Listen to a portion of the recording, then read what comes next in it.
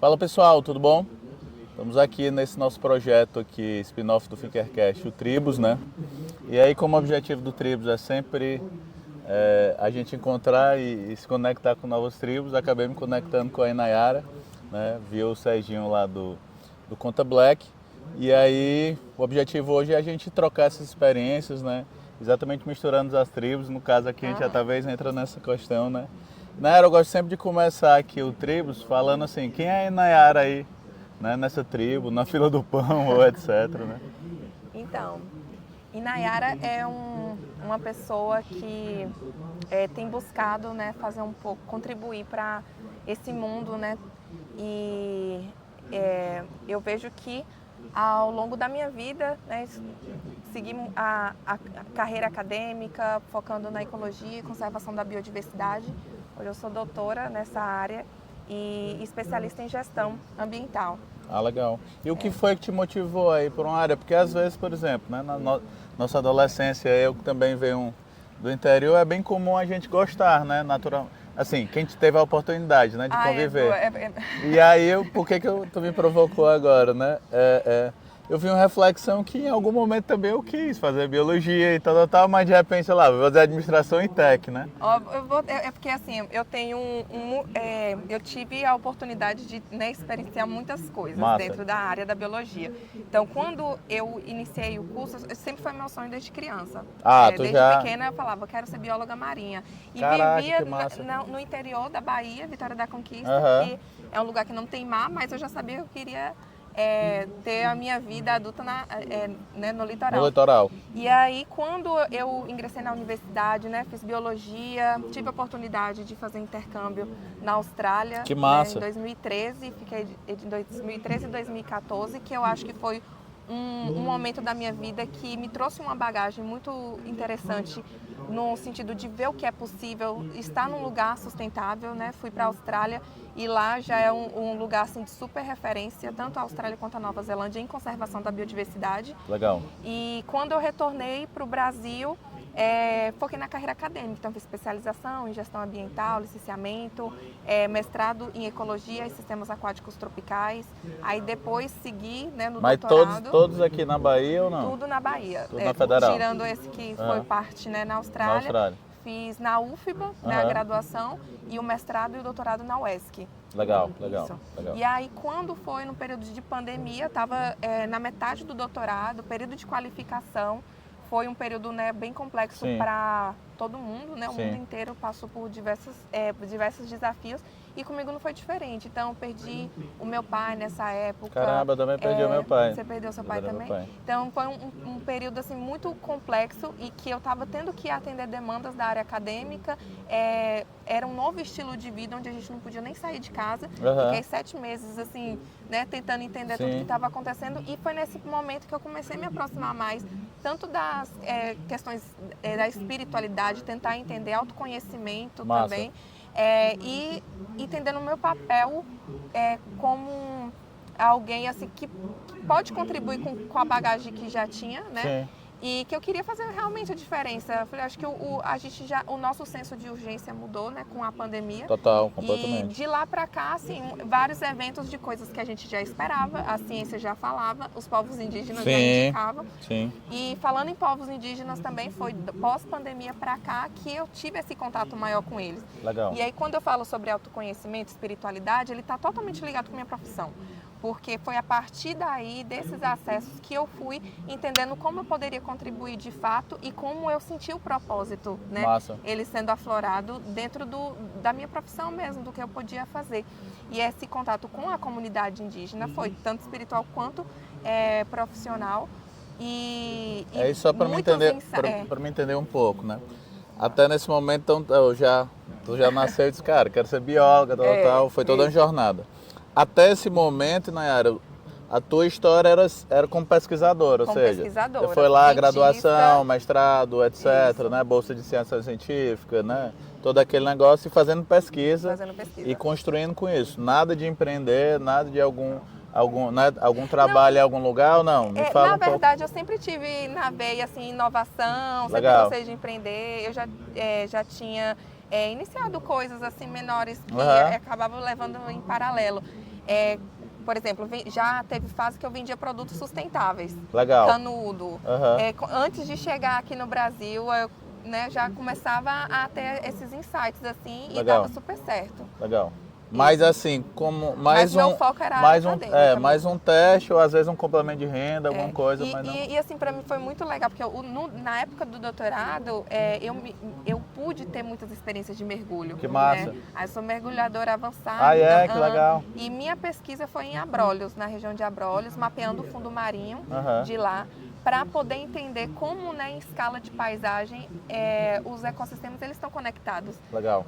Para a conservação dos peixes. Legal. E era legal que a gente, durante o CAS Summit, a gente estava até com o CEO aqui da Tátil, ele falando exatamente dessa inspiração na natureza, né? Eu particularmente, tanto eu como a minha esposa, a gente gosta muito do Gaudí, né? Que é um arquiteto, um designer, eu não sei o que se definia lá lá em Barcelona na época, né? Muito daquela transformação de Barcelona, e a inspiração dele 100% era a natureza, né? E aí, legal. Tu estava falando, então, nesse contexto da pandemia, acho que cada um de nós, principalmente a gente que teve esse impacto, né? Dizem na psicologia que a gente não teve o fechamento, não sei se aconteceu contigo, que eu morava 300 quilômetros do meu pai. Então, no processo do Covid, né? Literalmente você não teve aquela passagem, né? Obviamente, espiritualmente, sim. Mas o lance do físico, você fazer aquela questão ritualística, etc. Se tu também teve essa mesma questão, né? Mas, infelizmente, eu sempre tento enxergar assim, os processos que a gente passa como aprendizado, como algo que realmente faz parte da vida, mas foi muito difícil assim, perder ele e não poder fazer esses rituais que eu acho que para o nosso mental, ele contribui muito para a gente poder encerrar, assim, fechar aquele momento. E o meu pai, por exemplo, era uma pessoa muito querida por todos e não teve esse momento, né? Mas eu acho que é uma coisa que a gente passa a dar valor, né? Quando a gente deixa de ter acesso ou a liberdade de poder fazer o que culturalmente a gente já está habituado, aí a gente entende como é importante esses rituais, esses momentos, né? E acredito que isso, né, contribui muito para a questão cultural da gente. Sim. E aí nessa tua jornada tu acabou indo atrás e se conectando lá com como é que conta um pouco dessa história? Porque assim, a gente está gravando, só dando um contexto, né? Está gravando dentro do CAS Summit aqui. O CAS Summit acontece em Trancoso, que é o município de Porto Seguro, né? O município. Esse Trancoso é um distrito de Porto Seguro. Porto Seguro abarca Porto Seguro, Arraial da Ajuda, Trancoso, Caraíva e Vale Verde. Legal. E hoje tu mora aqui? Ou foi nessa jornada lá? Aí eu vim morar em Porto, não tinha planejado, porque eu morava em Vitória da Conquista, eu morei na Austrália, voltei, fui morar em Ilhéus, fiz mestrado e voltei para a Conquista, aí recebi o convite para vir para cá trabalhar num projeto de monitoramento de algumas espécies que estavam ameaçadas de extinção de peixe. E aí, na sequência, recebi o convite para fazer o doutorado, já emendei, então eu emendei da graduação até o doutorado. Até o início desse ano, no caso, que foi o final do doutorado. E para mim foi muito desafiador, porque a gente estava iniciando uma nova realidade pós-pandemia.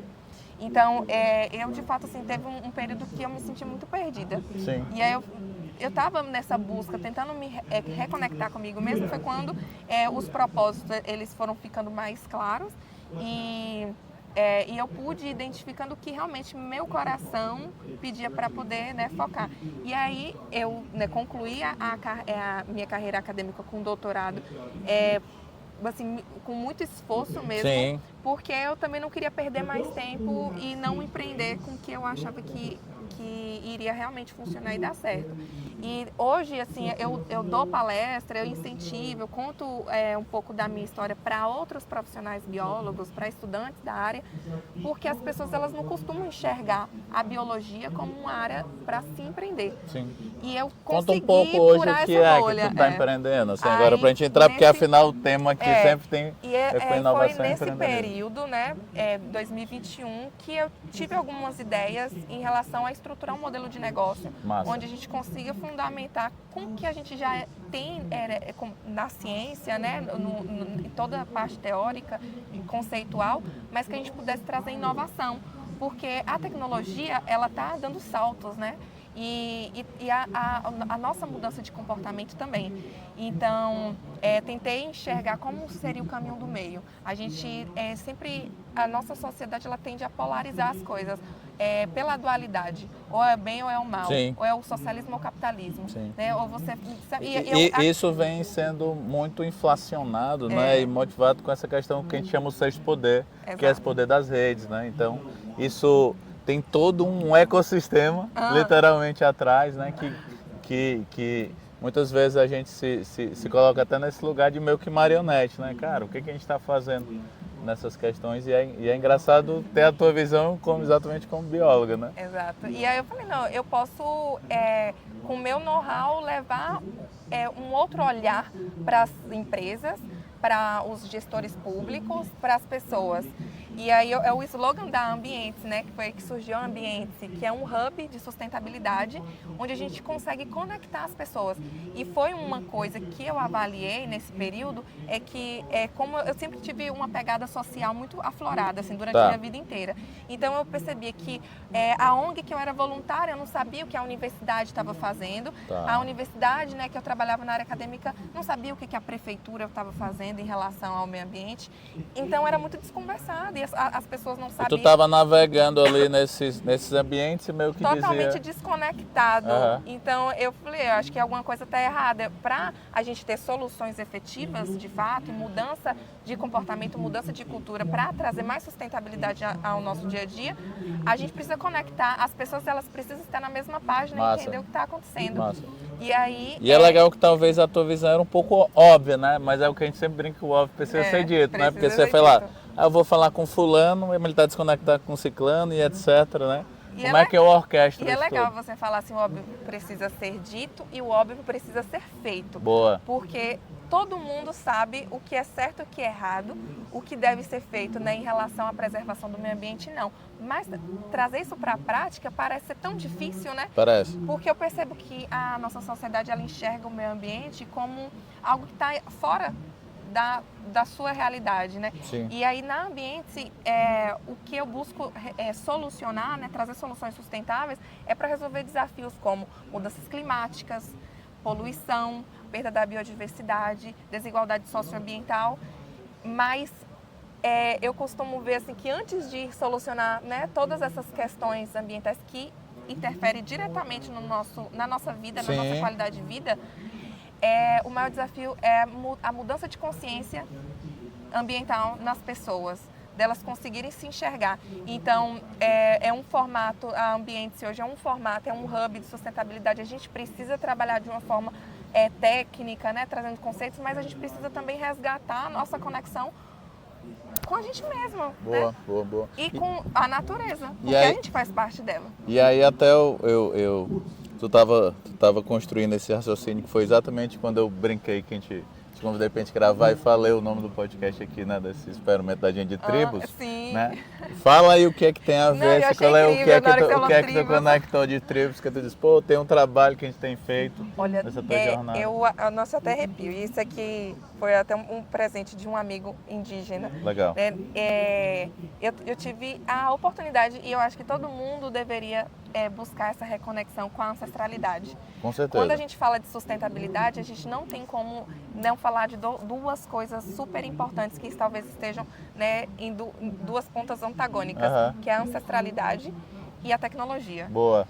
E que parecem que, na verdade, elas estão puxando e talvez elas tinham que ser mas mais... Mas talvez seja até o elo realmente para poder fazer a sustentabilidade funcionar de fato.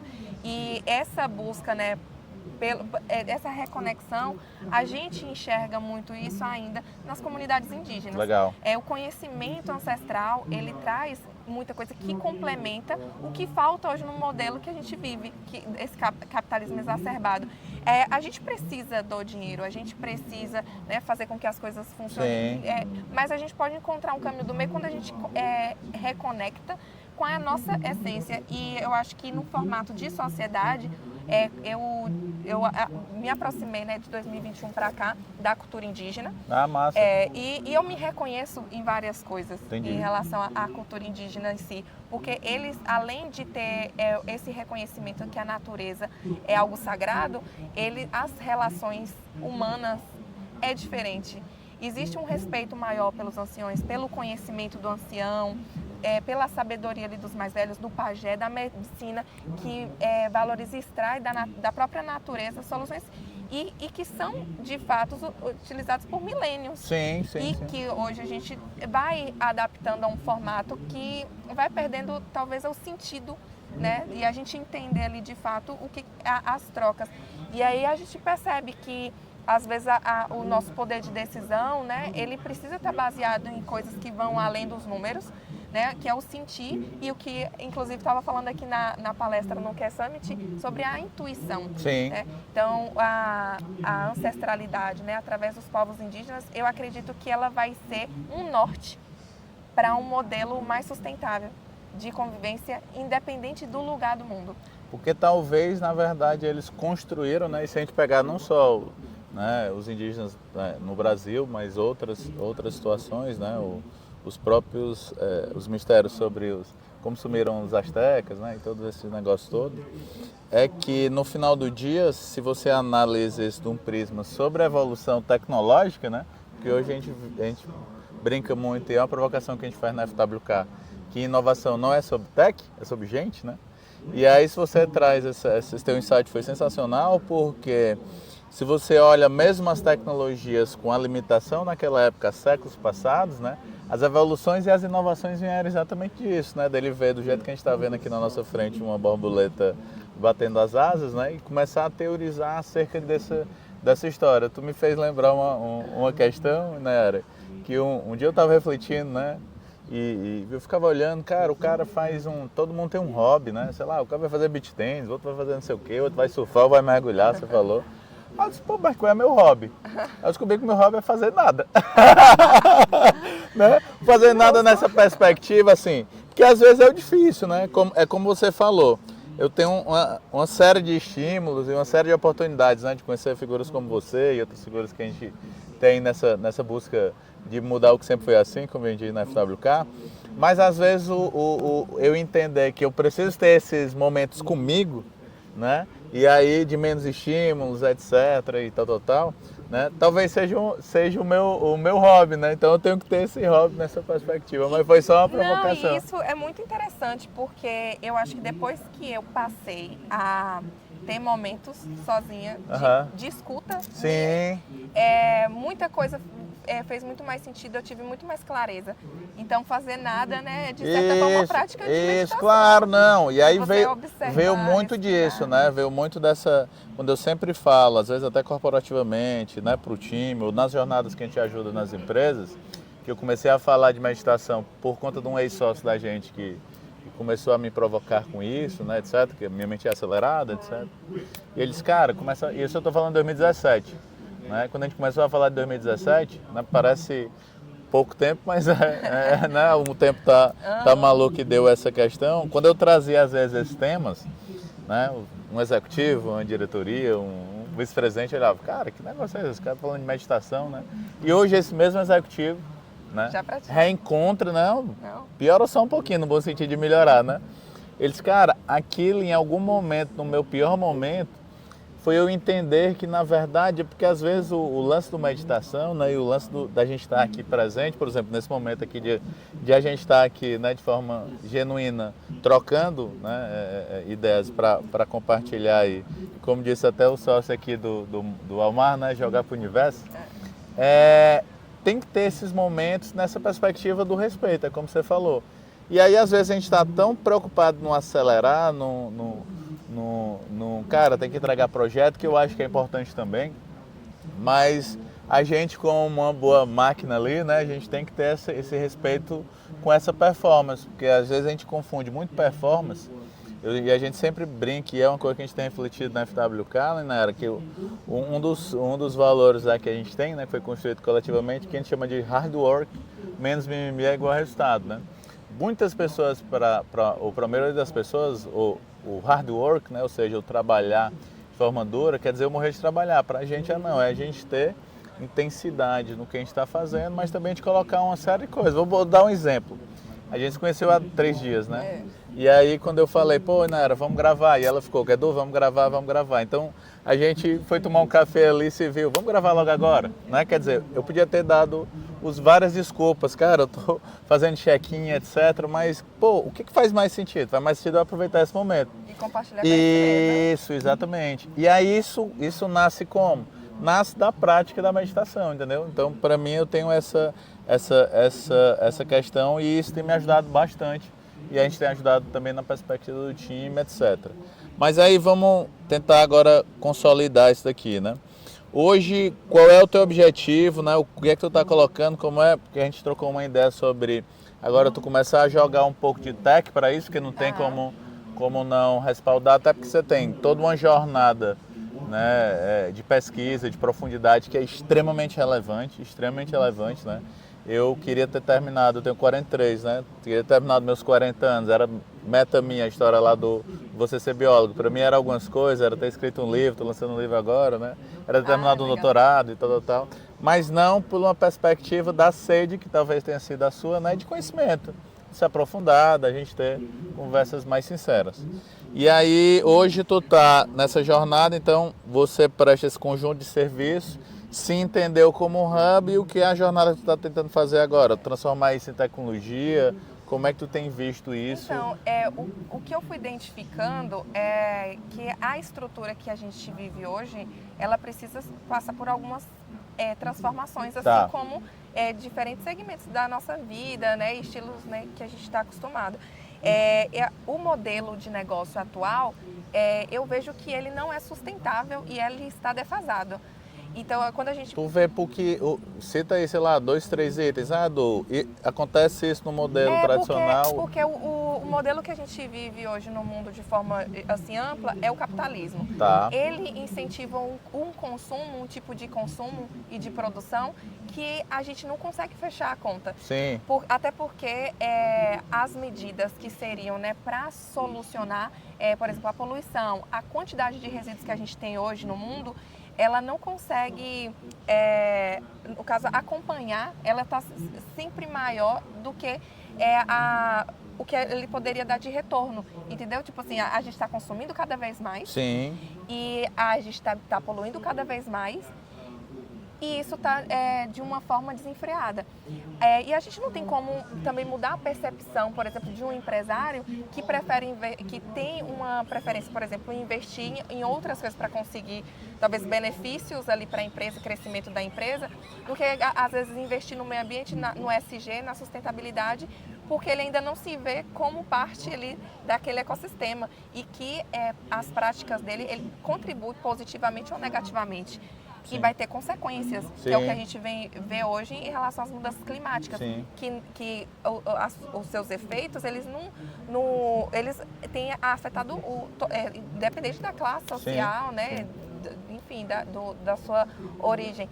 Mas esse modelo de negócio sustentável que eu tenho colocado como proposta no Hub da Ambiente, é a gente conseguir conectar, principalmente as Sim. pessoas e as soluções, né? E aí a gente consegue fazer isso quando a gente muda a nossa visão para as práticas sustentáveis. Legal. Ela não é mais só uma obrigação, ela pode te dar benefícios. Boa. E aí quais são esses benefícios? Benefícios sociais, né? E benefícios econômicos.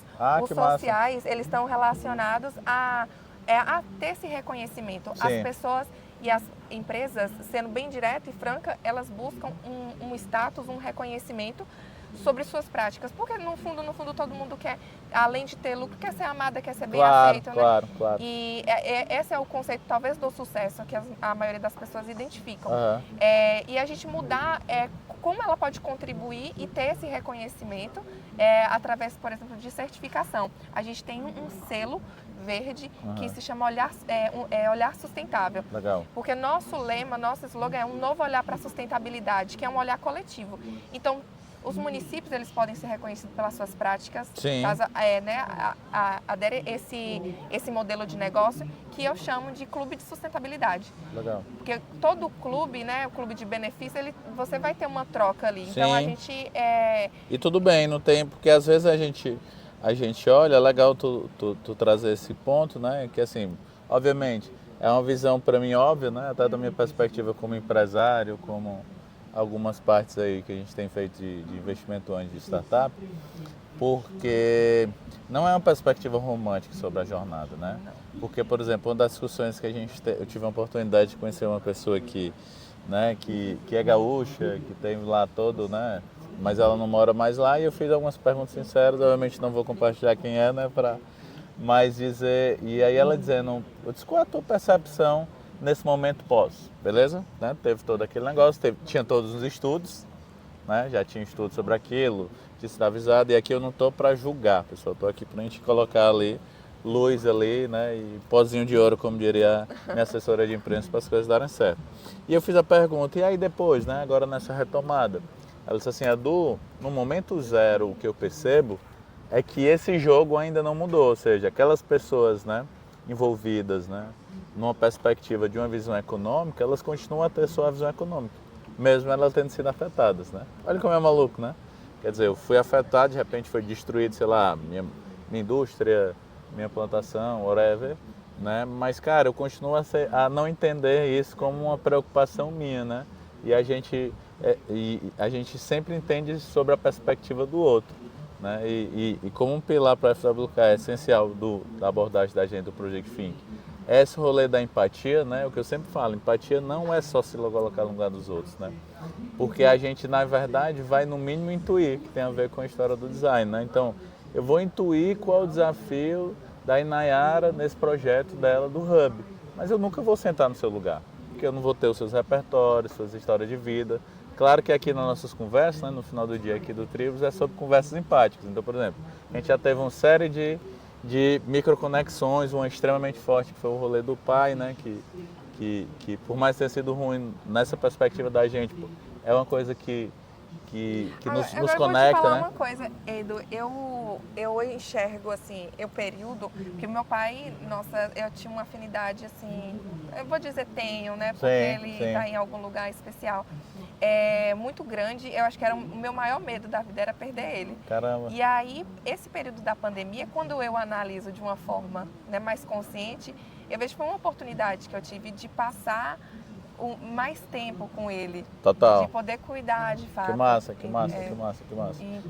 O do meu não tinha sempre uma relação bem conflituosa com o pai, né? Mas nos últimos, vou chamar ali, 2018, 19, 20, principalmente por conta das minhas filhas e tal, né? Assim, ele era o super-herói das meninas, né? Da perspectiva, tem várias situações engraçadas disso. E aí no último Réveillon, né? E final do ano ele passou com a gente, né? E aí foi legal porque de um histórico para ele, né? Tinha uma perspectiva de eu ter comprado minha casa, blá blá blá, entendeu? Então mora naquele lugar dele, né? Essa perspectiva, porque eu sempre brincava com ele, né? Eu ganhei alguns prêmios e tal, principalmente da Microsoft, que eram globais. Aí ele pegava, mandava, ele morava em Sobral, né? Mandava sair lá em todos os jornais, mas ele chegava, né, lá na minha casa com a folha dirigida, dizendo assim, Edu, você viu que tem um concurso e tal?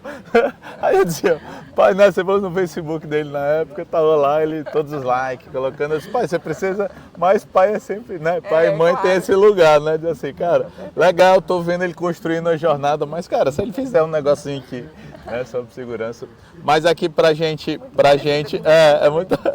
é muito engraçado, e tu fez me lembrar.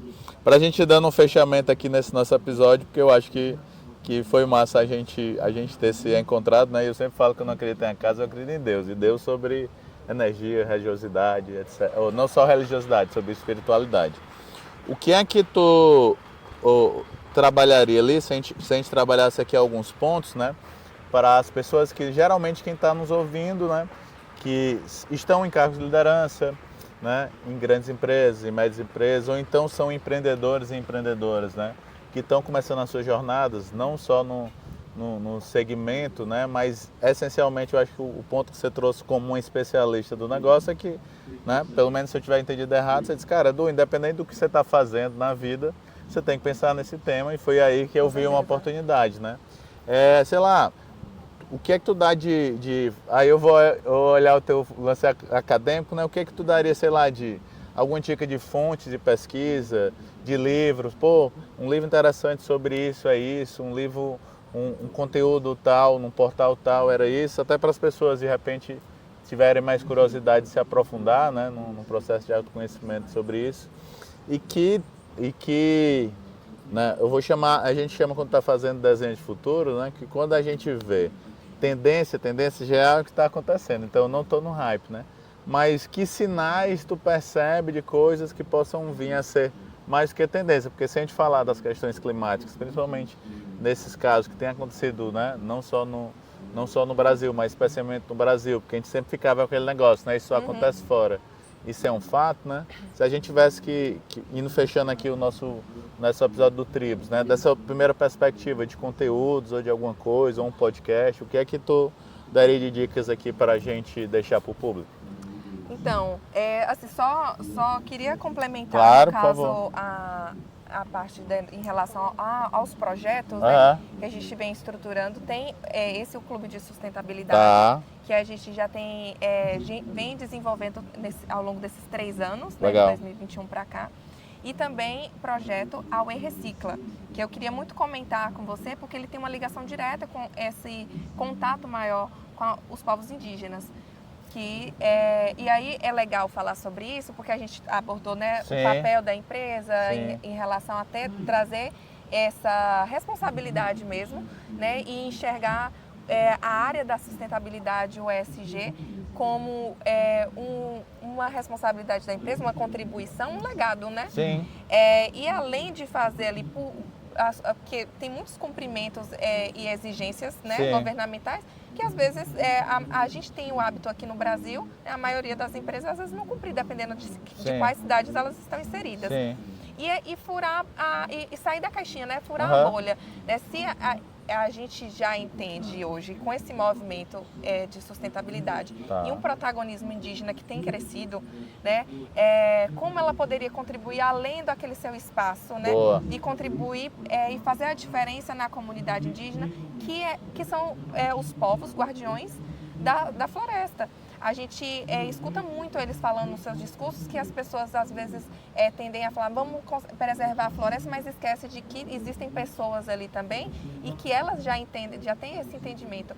E então trazer resgatar isso, como a gente poderia fazer com que a empresa também se beneficiasse através do selo que a gente, junto com as lideranças indígenas aqui, Pataxós, a gente está desenvolvendo, estruturando isso.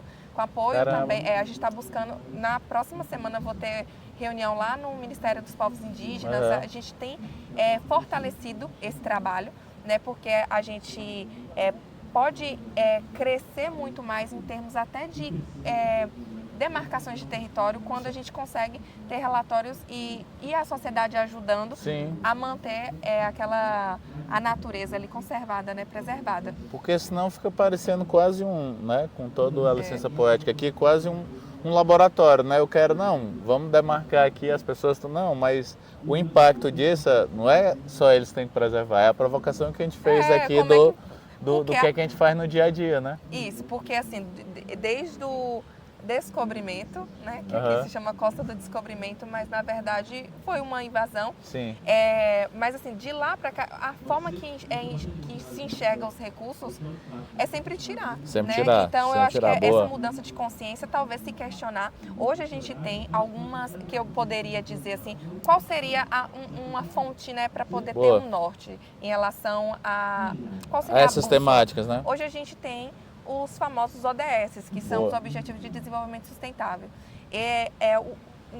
dentro, né, da sua visão ali do que busca alcançar, até 2030, tem, além de questões ambientais, né, em relação à sustentabilidade, mas que uma coisa está diretamente ligada com a outra, né? Porque se você, por exemplo, você coloca a questão da saúde, da segurança, da diversidade, você consegue também trazer uma educação sobre as questões, né, ambientais para diversos segmentos. Sim. E o que a gente tem até dito, até porque a FWK a gente é signatária, né? A gente inclusive recebeu a carta lá no meio da pandemia que a gente aplicou antes. E um dos pontos que às vezes eu provoco com as pessoas, que a gente está numa discussão e o pessoal olha, pô, mas cara, eu não sei se isso daqui está muito desafiador, não sei se a gente vai conseguir atingir, né? Não sei se tu vem ouvindo situações como essa. Mas a provocação que eu sempre faço de volta, né? Cara, já que estamos aqui, vamos tentar fazer o negócio, né? Aquela história, se eu vou pro 100% do ponteiro, vamos pelo menos sair do 0 para 1, entendeu? Eu sempre penso assim, às vezes a gente tenta mensurar, né? Isso é difícil ser alcançado, porque são 8 bilhões de pessoas, 9 bilhões de pessoas, tipo, como é que você vai fazer essa mudança? Muda assim mesmo. Sim. Se cada um fizer o seu, vai ser 8 bilhões, 9 bilhões. Sim. Então, eu acho que é trazer essa consciência para as próprias atitudes e o que você consegue estruturar ao seu redor. Boa. Primeiramente. Além das questões sociais, de você ser reconhecido, hoje a gente, o resíduo, por exemplo, ele tem um valor. Existem formas de você economizar adquirindo energias renováveis. E eu acho que esse é um caminho também que a gente aposta muito. Legal. Que hoje a gente já vê um movimento, né, do mercado de carbono crescendo, e eu me baseio muito nele para identificar como a gente pode ter benefícios econômicos em uma escala menor, como pessoa física, como pessoa jurídica, de uma escala menor. Isso é importante, porque às vezes a gente vê muito enterprise, né? Corporativa, exatamente, multinacionais, etc., que já tem uma percepção com isso. Fica muito abstrato. Às vezes as pessoas entendem que tem um mercado de carbono, mas às vezes assim, existe uma burocracia, às vezes até que dificulta das coisas darem certo. A gente tem tecnologia que a gente consegue trazer muito mais transparência para as coisas e consegue fracionar isso para práticas menores, mas que são efetivas dentro do contexto de comportamento. Legal. Né? E aí é isso, a gente hoje percebe esse movimento e a gente já tem cidades, por exemplo, vou dar um exemplo de que seria um benefício econômico. Tá. Existem cidades que já têm na lei municipal a lei do IPTU verde. Tem muitas cidades. Mas a maioria não funciona. Por quê? A prefeitura, geralmente a nossa Secretaria do Meio Ambiente, ela não tem braço para fiscalizar. Isso é um cenário daqui de Porto Seguro. Tá. Não tem braço, está na lei, mas não foi regulamentado ao ponto de ter pessoas ali. E assim, não é um caso específico de Porto Seguro, é um caso específico nacional. Caramba. A gente tem uma deficiência em relação a desburocratizar alguns processos e ampliar, por exemplo, fiscalização. Por isso que as coisas, elas acabam tendo acaba sendo um pouco mais lentas para serem mais efetivas, né? Sim. A gente vê isso em todos os aspectos, nas unidades de conservação, seja ela aqui de mata, de floresta, ou também na área, nos ecossistemas marinhos, para pesca. Então, a gente acaba não tendo um controle do que está sendo feito, e aí que entra os atores.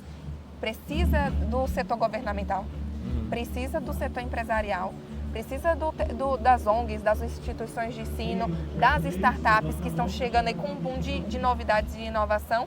E aí, através desse modelo de negócio, a gente consegue fomentar. Não tem quem perca. Sim. Por isso que é sustentável. Boa. Quer deixar uma provocação final aí para quem acha que sustentabilidade é só uma coisa bonitinha, eu quero ver na moda, ou de fato as coisas... Porque eu acho que tu trouxe muito dado interessante, né, sobre uma visão dessa perspectiva econômica que muitas vezes, na verdade, muitas vezes não, acho que em 100% das vezes a gente não pode ir só para para um pilar ou outro, né? A gente tem que tentar trazer todos esses pilares nesse tema da sustentabilidade. Eu acho que assim, minha provocação hoje vai ser diferente do que eu costumo fazer em outros momentos. Assim. Eu acho que... e é uma mensagem também que eu busco levar através até do logo da Ambiente. Legal. É muito legal, assim, porque é um círculo, né? Tem um triângulo dentro, outro círculo dentro e o mundo. Então, a minha provocação é identificar as questões, né, que você tem enfrentado na sua vida, porque a gente tem passado por questões internas que tem sido um movimento coletivo. Né? Todo mundo, às vezes, se identifica com quantidade assim, os índices de depressão, Sim. os índices de TDAH, enfim, as pessoas elas estão passando por um período complicado. E aí quando você olha para o mundo, ele está extremamente sensível, porque a gente fala de crise econômica, a gente fala de guerra, a gente fala de mudanças climáticas, a gente também não tem mais controle do que está por vir. E então, quando a gente enxerga que o que está dentro é o que está fora, a gente pode mudar um pouco o nosso padrão de consciência e a nossa realidade, porque está tudo conectado. Sensacional. E assim, tudo que a gente consegue e o que a gente tem hoje foi construído por pessoas. Sim. Então, acho que minha provocação é você se enxergar como um agente de transformação. Boa. Eu nem combinei com ela, né? Tudo a ver com o que a gente provoca lá na FWK. Nayara, brigadão aí pela conexão. Vamos tentar construir coisas massas aqui, né? Depois vocês vão ver aí coisas legais. Com certeza. E no que a gente puder ajudar aí. Vou deixar aqui nos comentários, né, os contatos da Nayara, né, do hub dela, etc, para que você queira avançar aí. Então, se esse conteúdo fez sentido, né, dá like, compartilha todo esse playbook aí das conexões. Compartilhe, né? Tá joia? Obrigado e até o próximo episódio. Tchau, tchau. Vamos lá.